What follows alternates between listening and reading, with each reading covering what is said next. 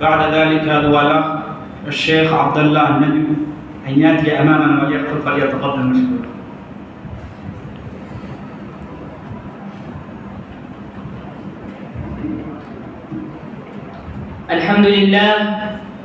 الحمد لله رب العالمين، والصلاة والسلام على سيد المرسلين وعلى آله وصحبه أجمعين، أما بعد.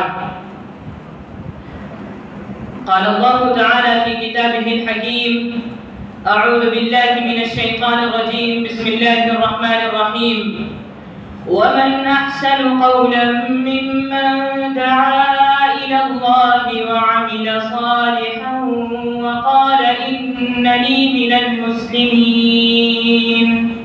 صدق الله العظيم. إخوتي، موضوع خطابتنا اليوم الدعوة الإسلامية.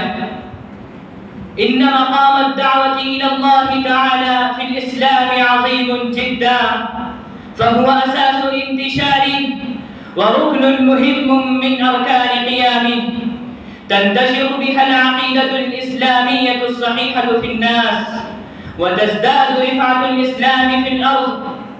وبهذه العقيدة ينتشر الخير وينقطع الفساد، وبهذه الدعوة تتحسن أخلاق الناس وتستقيم معاملاتهم وأحوالهم الفردية والاجتماعية.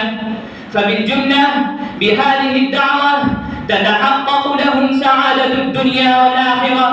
لأجل ذلك أوجب الله سبحانه وتعالى على كل مسلم ومسلمة بحسب قدرته واستطاعته أن يقوم بها: ولتكن منكم أمة يدعون إلى الخير ويأمرون بالمعروف وينهون عن المنكر، وأولئك هم المفلحون.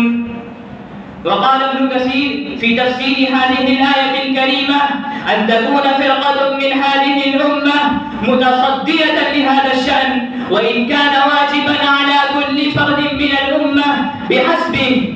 واستدل بهذا الحديث قال النبي صلى الله عليه وسلم: بلغوا عني ولو آية. قال: من رأى منكم منكرا فليغيره بيده، فإن لم يستطع فبلسانه، فإن لم يستطع فبقلبه، وذلك أضعف الإيمان. يا إخواني، الدعوة إلى الله عز وجل هي وظيفة الرسل والأنبياء، وهي من أعظم الأعمال التي يؤديها المسلم في دنياه ويحتسبها لأخرى.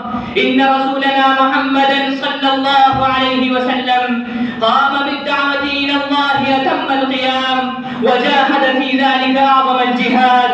دعا إلى الله ليلا ونهارا، سرا وجهرا، دعا الصغير والكبير والأحمر والأسود والجن والإنس، وابتلي في ذلك وأوذي، فصبر صلى الله عليه وسلم حتى بلغ دعوته وانتشرت رسالته.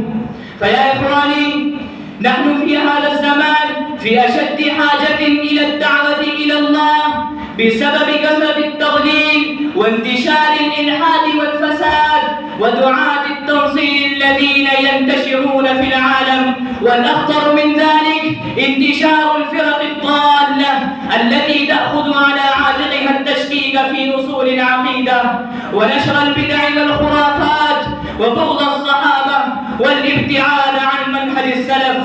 فيا إخواني، في الحقيقة أصبحت الأمة مهددة من الداخل ومن الخارج.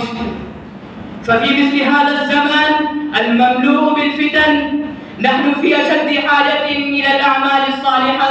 قال رسول الله صلى الله عليه وسلم: بادروا بالأعمال فتنا كقطع الليل المظلم، يصبح الرجل مؤمنا ويمسي كافرا، أو يمسي مؤمنا ويصبح كافرا، يبيع دينه بعرض من الدنيا. ومن أعظم الأعمال الصالحة الدعوة إلى الله.